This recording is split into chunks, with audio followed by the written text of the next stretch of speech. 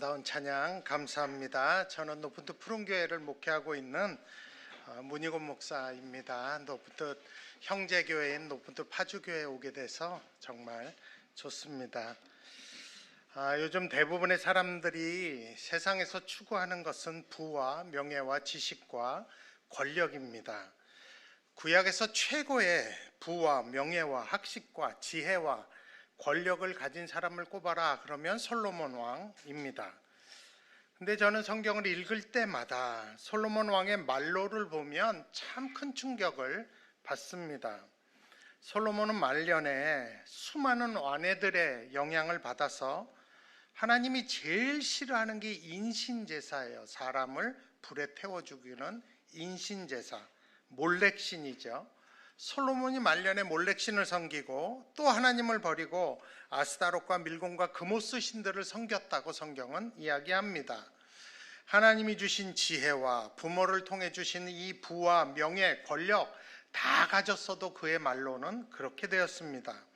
그 결과 자신뿐만 아니라 나라 전체가 타락을 하고 분단까지 되는 일을 겪었습니다. 그러니 우리 인생의 가장 중요한 것은 부도 아니요 명예도 학식도 권력도 지혜도 아니라 하나님을 끝까지 섬기는 것이라고 저는 생각을 합니다. 그게 가장 큰 복이죠. 그래서 저는 나이가 들면 들수록 제일 관심이 가는 것이 믿음의 완주입니다. 그 완주할 수 있는 비결을 세례 요한을 통해 오늘 나누기를 원합니다. 여러분, 세례 요한은 제사상 명문가에서 태어난 아주 기적적인 사람입니다. 성경에 탄생 기사가 자세히 나온 사람이 몇이 안 되는데 우리 세례 요한은 예수님만큼 자세히 탄생 기사가 써져 있습니다. 태어나기도 전에 요한이라는 이름을 하나님이 지어주신 사람이고 모태로부터 성령의 충만함을 받은 사람이고 또 천사가 나타나서 그의 부모에게 얘가 가진 사명과 앞으로 어떻게 살지도 미리 다 이야기해 주신 사람입니다. 자랄 때도 남달랐어요. 누가복음 1장 80절에 보면 아이가 자라며 심령이 강하여지며 이스라엘에게 나타나는 날까지 빈들에 있으니라 라고 합니다. 누가복음 3장 2절에 보면 그 빈들에서 여호와의 말씀이 임하십니다. 그때부터 세례 요한은 회개의 세례를 전파하였습니다. 수많은 무리의 사람들이 요한에게 와서 회개하면서 세례를 받았습니다. 또한 세례 요한은 헤롯 왕의 잘못을 분명하게 지적하고 책망하기를 두려워하지 않았던 선지자였습니다. 당시 교회죠. 당시 종교 지도자들을 향해 독사의 자식들아 라고 외칠 만큼 담대한 사람이었습니다. 그래서 대부분의 사람들은 세례 요한을 선지자로 인정을 했고 헤롯 왕도 세례 요한에게 함부로 하지는 못했습니다. 그만큼 세례 요한은 어려서부터 담대하고 유명한 아주 경건한 선지자였습니다. 그래서 이 세례 요한을 따르는 제자들이 꽤 많았습니다. 그런데 예수님이 등장하고 사역을 시작하시면서 시간이 갈수록 세례 요한의 인기는 떨어졌습니다. 세례 요한에게 왔던 수많은 세례받으러 왔던 사람들이 예수님 쪽으로 가게 되고요. 그러다 누가복음 3장 19절 20절에 보면 세례 요한이 큰 사건을 당하게 되는데 분봉왕 헤롯은 그의 동생 아내 헤로디아의 일과 또 그의 행한 모든 악을 인하여 요한에게 책망을 받고 이 위에 한 가지 악을 더하여 요한을 옥에 가두니라 했어요. 옥에 갇혔죠. 여기 나오는 헤롯 왕의 본명은 헤롯 안티파스입니다. 그는 아라비아 왕 아레타스 4세의 딸과 혼인한 사람입니다. 그 후에 자기 동생인 빌립의 아내 헤로디아와 눈이 맞아서 불륜의 관계를 갖게 됩니다. 결국 그의 동생 빌립은 자기 부인 헤로디아와 이혼하게 되고 헤롯도 자기 조강지처인 아레타스 4세의 딸과 이혼하고 동생의 아내인 헤로디아와 재혼하게 됩니다. 헤롯이 유대인은 아닙니다. 그렇지만 그의 아버지가 유대교로 개종한 사람이기 때문에 어려서부터 유대 문화와 율법을 존중하고 따랐던 자입니다. 모세의 율법은 분명히 친동생이 살아있는 동안에 그의 동생의 아내와 결혼하지 못하도록, 간음하지 못하도록 되어 있습니다. 그 짓을 한 거죠. 그래서 세례 요한은 그 궁정으로 찾아가서 이 헤롯의 부정을 지적하고 회개할 것을 촉구합니다. 아마 헤롯도 자신이 율법을 어겼다는 것을 잘 알고 있었을 것입니다. 그러나 이 일이 자꾸 확산이 돼서 정치적인 타격을 입는 것을 원하지 않았던 것 같습니다. 그러므로 공개적으로 자신을 비난하는 이 세례 요한을 방치해 둘 수 없었고 결국 그를 투옥시킵니다. 옥에 가두어 버립니다. 옥에 갇힌 이후 요한의 제자들은 부지런히 요한을 면회 갑니다. 그래서 예수님의 소식을 계속 전합니다. 그래서 오늘 본문인 누가복음 7장 18절에 보면 요한의 제자들이 이 모든 일을 그에게 알렸다고 합니다. 이 모든 일이란 게 7장 1절부터 17절까지 나오는 중풍병에 걸린 백부장의 종을 낫게 한 일, 또 죽어 장사하러 가는 과부의 아들을 살린 일들 등등을 이야기할 것입니다. 그 소식을 감옥에서 듣게 된 세례 요한은 그 제자들 중에 두 사람을 택합니다. 그래서 예수님께 보내서 이것을 물으라고 해요. 그것이 누가복음 7장 19절입니다. 오실 그이가 당신이 오니까 우리가 다른 일을 기다리오리까 하는 걸 물으라는 거예요. 이 질문은 예수님 당신이 정말 메시아가 맞냐라는 질문입니다. 근데 다른 사람도 아니고 세례 요한이 예수님께 이 질문을 했다는 것은 굉장히 놀라운 일입니다. 왜냐하면 자기 부모도 잘 알고 자기도 잘 알고 있는 것이 누가복음 1장 76절인데 이 아이여 내가 지극히 높으신 이의 선지자라 일컬음을 받고 주 앞에 앞서가서 그 길을 준비한다는 이 말씀. 그러니까 자기가 이 땅에 선지자로 온 것은 주의 길을 준비하기 위한 것임을 그도 잘 알고 그 부모도 잘 알기 때문입니다. 그래서 그는 자기에게 세례받으러 오시는 예수님께 마태복음 3장 14절에 이런 얘기를 해요. 요한이 말려 가로되 내가 당신에게 세례를 받아야 할 터인데 당신이 내게로 오시나이까? 라고 합니다. 또한 세례받으신 후에 마가복음 1장 10절에서 11절 보면 세례 준 이 세례 요한도 듣고 본 일이 있습니다. 곧 물에서 올라오실새 하늘이 갈라짐과 성령이 비둘기같이 자기에게 내려오심을 보시더니 하늘로부터 소리가 나기를 너는 내 사랑하는 아들이라 내가 너를 기뻐하노라 하시니라. 하나님이 예수님이 세례받을 때 하신 말씀. 세례 준 세례 요한도 뭔가 듣고 봤겠죠. 뿐만 아닙니다. 자기 입으로 자기 제자들에게 예수님에 관해서 요한복음 1장 29절 30절 보면 이렇게 얘기합니다. 이튿날 요한이 예수께서 자기에게 나오심을 보고 가로되 보라 세상 죄를 지고 가는 하나님의 어린 양이로다. 내가 전에 말하기를 내 뒤에 오는 사람이 있는데 나보다 훨씬 앞선 것은 그가 나보다 먼저 계심이라 한 것이 이 사람 곧 예수를 가리킴이라 라고 자기 입으로 제자들에게 이야기를 합니다. 이랬던 세례 요한이 제자들을 시켜서 당신이 진짜 메시아냐? 라고 묻는 거예요. 너무 이상한 일이죠. 물론 성경을 더 자세히 보면 세례 요한이 그럴 수도 있었겠다라고 짐작가는 부분들이 있습니다. 마태복음 3장 11절 하반절에서 12절에 보면 세례 요한이 생각하는 메시아상이 나옵니다. 거기 보면 내 뒤에 오시는 이는 나보다 능력이 많으시니 나는 그의 신을 들기도 감당하지 못하겠노라. 그는 성령과 불로 너희에게 세례를 베푸실 것이요 손에 키를 들고 자기 타작마당을 정하게 하사 알곡은 모아 곡간에 들이고 쭉정이는 꺼지지 않는 불에 태우시리라 합니다. 이 말씀을 보면 세례 요한은 메시아는 불로 사르고 심판하는 분이라는 것을 기대하고 있습니다. 근데 세례 요한의 눈에는 지금 세상은 너무 악하고 불의해요. 종교 지도자들을 하여 이 독사의 자식들아 외칠 정도이고 헤롯 왕도 너무 부도덕하고 음란해요. 그런데 그 잘못을 누구도 이야기하지 않아요. 그래서 자기가 담대하게 그 얘기했다가 억울하게 감옥에 갇혀있는 신세가 된 것입니다. 이런 상황에서 세례 요한은 불로 심판하고 갇힌 자기를 꺼내시는 메시아를 기대했을 수도 있습니다. 하지만 제자들을 통해서 예수님의 소식을 이렇게 들을 때 그분의 주요 소식이 뭐예요? 고치셨다, 살리셨다입니다. 심판의 대상이 돼야 할 그 죄인들을 심판하시기보다는 오히려 가까이 하신다는 거예요. 심지어 죄인들과 같이 먹기도 하신다는 것입니다. 그 보고를 감옥에 갇혀 있는 세례 요한이 들을 때, 야, 이게 뭐냐 하는 생각이 들을 수도 있었다고 생각이 됩니다.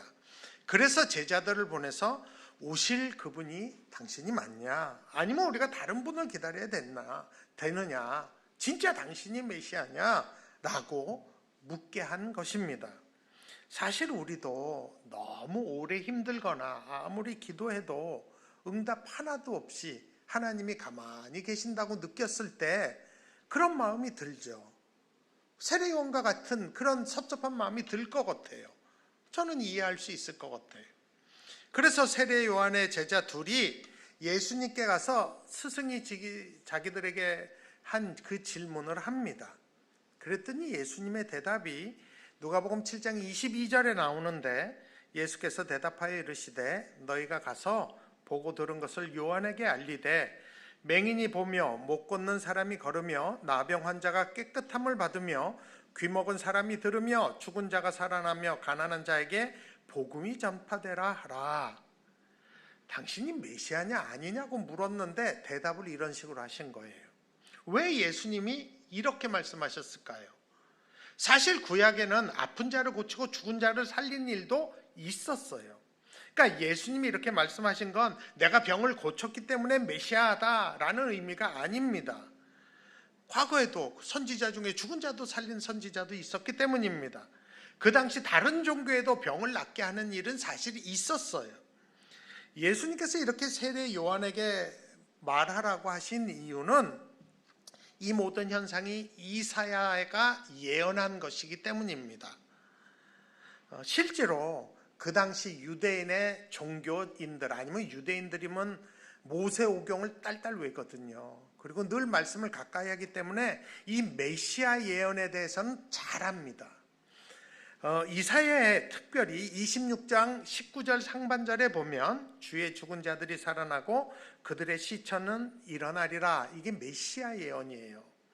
또 이사야 29장 18절에 그날에 못 듣는 사람이 책의 말을 들을 것이며 어둡고 캄캄한 데에서 맹인의 눈이 볼 것이며, 이것도 메시아 예언이에요. 35장 6절 상반절에 그때 저는 자는 사슴같이 뛸 것이며 말 못하는 자의 혀는 노래하리니, 메시아가 오면 이런 일이 있겠다는 거예요. 이사야 61장 1절 상반절에 주 여호와의 영이 내게 내리셨으니 이는 여호와께서 내게 기름 부으사 가난한 자들에게 아름다운 소식을 전하게 하려 하심이라. 이 모든 예언의 이사야의 이 예언이 예수님을 통해서 다 일어나고 있는 거예요. 그것을 그 제자들이 보고 들은 거예요. 그러니까 너희가 보고 들은 걸 그대로 그걸 얘기하라는 거예요. 이 이야기인 즉슨 내가 바로 메시아라는 의미입니다. 여러분, 세례 요한의 제자들이 그대로 전했겠죠. 세례 요한이 알아먹었을까요? 못 알아먹었을까요? 알아먹었어요. 뭘 알아먹어요? 맞다, 이분이 그리스도다, 메시아다.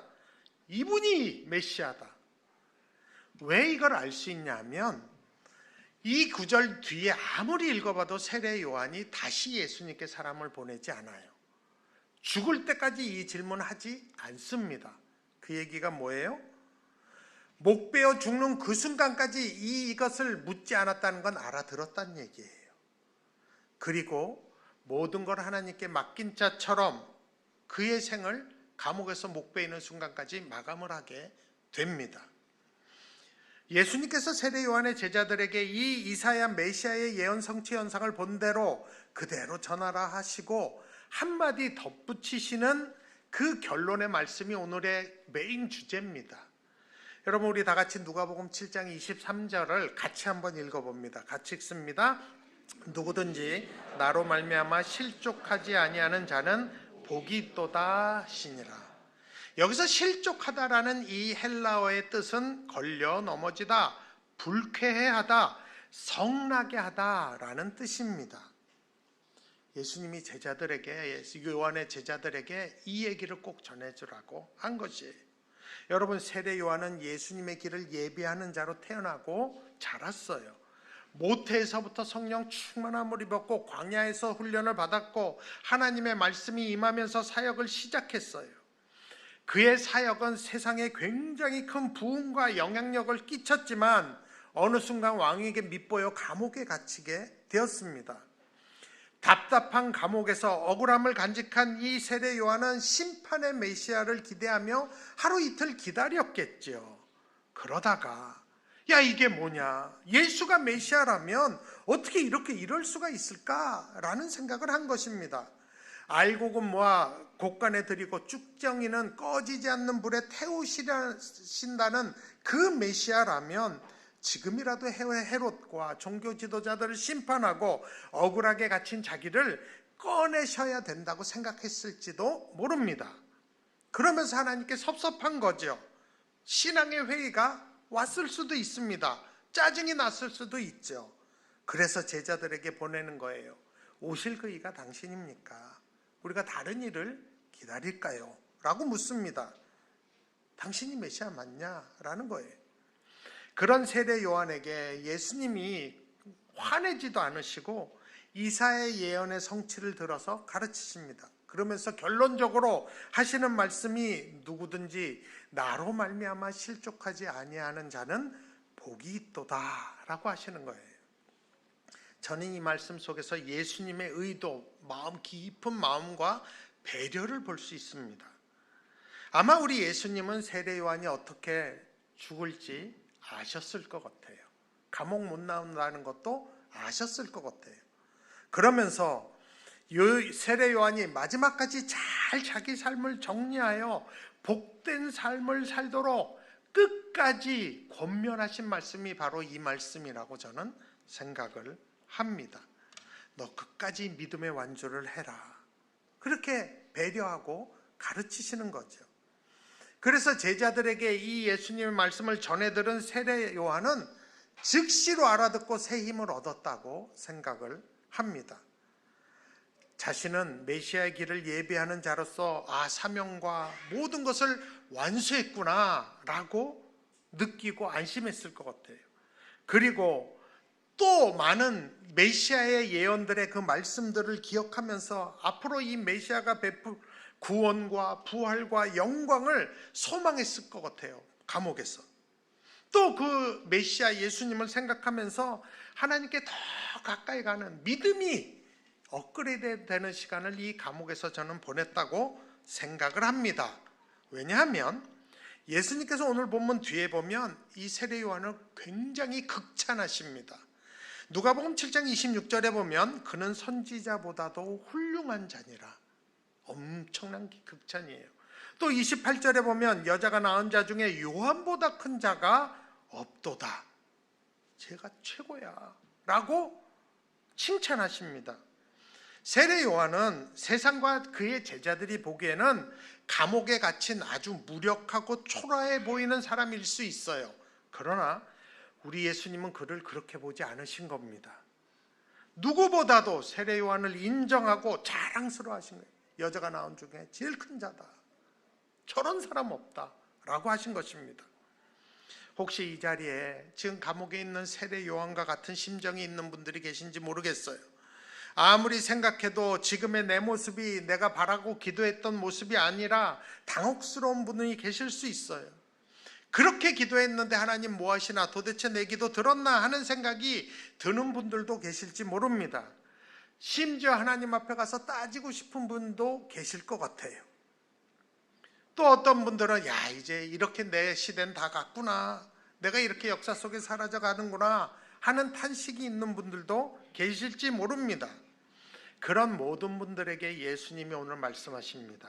누구든지 나로 말미암아 실족하지 아니하는 자는 복이 있도다. 아무리 내 안에 이게 뭐냐, 하나님이 과연 나와 함께 계시냐, 살아 계시냐, 내 기도 어디 갔냐 하는 의구심이 들고 한 발짝 더 나가서 야, 내가 왜 이러냐, 침륜과 회의와 자기 연민에 빠지는 분들이 혹시 계신가요? 그러면 당장 그치셔야 합니다. 그리고 예수님으로 말미암아 실족하지 아니하는 자는 복이 있도다라고 외치셔야 합니다. 여러분, 이게 믿음을 지키는 겁니다. 이게 나를 살리는 생명의 길입니다. 그것이 솔로몬이 가지고 누린 부와 명예와 지혜와 권력보다도 더 영원하고 좋은 것입니다. 이렇게 예수님으로 말미암아 실족하지 않는 분들도 예수님은 세례 요한과 똑같이 자랑스러워 하실 거예요. 우리가 예수님을 내 구세주요 주인으로 믿었다면 그것을 끝까지 붙잡는 게 복이에요.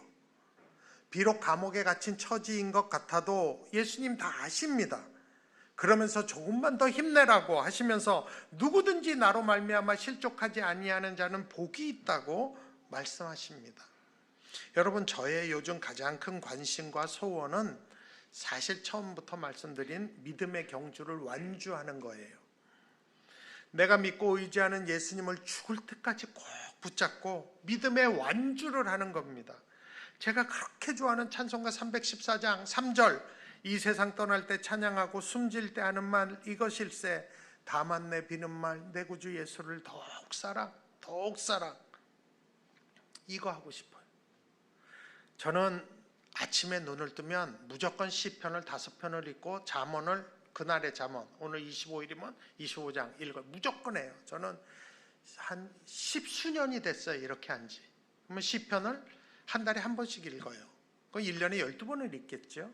10몇 년이라면 120번 이상 읽었다는 거예요. 제가 시편을 읽을 때마다 시편 34편의 이 다윗의 1절부터 3절의 고백을 보면요, 매달 부러워요. 거기 보면 이렇게 나옵니다. 다윗이 아비멜렉 왕 앞에서 미친 채 하다가 쫓겨나서 지은 시라고 돼 있어요. 그러니까 언제 이 시를 졌는지, 어떤 상황에서 졌는지 설명해줘요. 그리고 1절에 이렇게 나와요. 내가 여호와를 항상 송축하며 내 입술로 항상 주를 찬양하리이다. 내 영혼이 여호와를 자랑하리니 곤고한 자들이 이를 듣고 기뻐하리로다. 여러분, 하나님이 사무엘 선지자를 통해서 다윗에게 왕으로 기름 부은 게 그의 나이 15세에서 17세 사이입니다. 그가 이스라엘의 왕이 된 것은 30세예요. 그 중간에 이 사울 왕의 미친 질투심과 두려움 때문에 다윗은 도망 다니면서 산전수전을 다 겪었어요. 심지어 이방 민족 왕 앞에서, 아비멜렉 앞에서 미친 채까지 하면서 겨우 수염에 침 흘려가서 살아남았어요. 그리고 지은 시가 시편 34편이라고 얘기해요. 이유 없이 그냥 도망 다니는 생활에 지쳤고 내가 이 집까지 하면서 살아남아야 하는 그런 생각과 회의가 들을 때예요. 그런데 그 상황에서 다윗은 하나님으로 말미암아 실족하지 않습니다. 하나님께 가서 내가 언제 왕 시켜달라 그랬냐고, 내가 뭘 잘못했기 때문에 내가 이 짓을 한 해도 해도 아니고 이 짓을 해야 되냐고, 그동안 하나님 뭐하고 계셨냐고, 이놈의 상황은 도대체 언제 끝나냐고, 이렇게 불평불만하고 따지지 않았어요. 그 상황에서 다윗은 하나님으로 말미암아 실족하지 아니하는 복을 받았어요.